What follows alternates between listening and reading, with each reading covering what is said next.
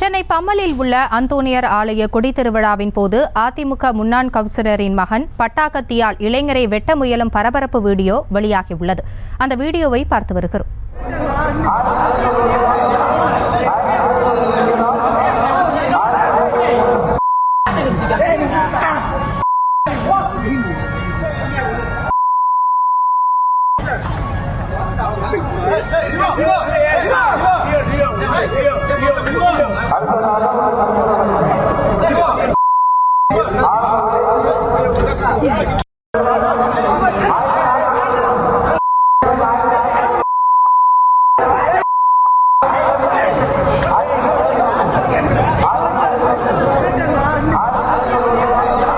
இது குறித்த கூடுதல் விவரங்களோடு இணைக்கிறார் எமது செய்தியாளர் கந்தன். கந்தன், வணக்கம். என்ன நடந்தது? அந்த இளைஞர் யார்? விவரங்கள்.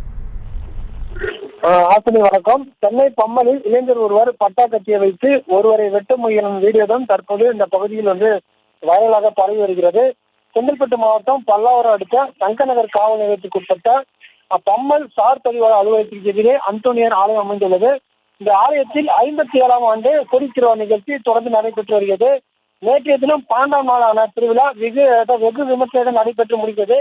இந்த நிலையில் சுற்று வட்டாரத்திலிருந்து ஏராளமான இதில் கலந்து கொண்டனர். விழாவிற்கு வந்த இடையே ஒரு இரண்டு நபர்களுக்கு கோஷ்டி மோதல் ஏற்பட்டுள்ளது. அப்போது அந்த இரு தரப்பிற்கு இடையே ஏற்பட்ட அந்த மோதல் அடிக்கடியில் முடிவு என்று கூறப்படுகிறது. இந்த நிலையில் தான் ஒரு தரப்பினை சேர்ந்த இளைஞர் ஒருவர் திடீரென கையில் ஒரு பட்டா கத்தியை எடுத்துக்கொண்டு எதிரே உள்ள இளைஞரை வெட்ட முயன்றுள்ளார்.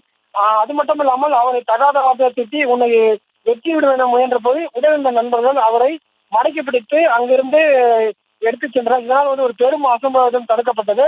முதல் கட்ட விசாரணை கத்தி எடுத்த அந்த இளைஞர் லியோடோ என்பது அவர் பெயர் தெரிய வந்துள்ளது.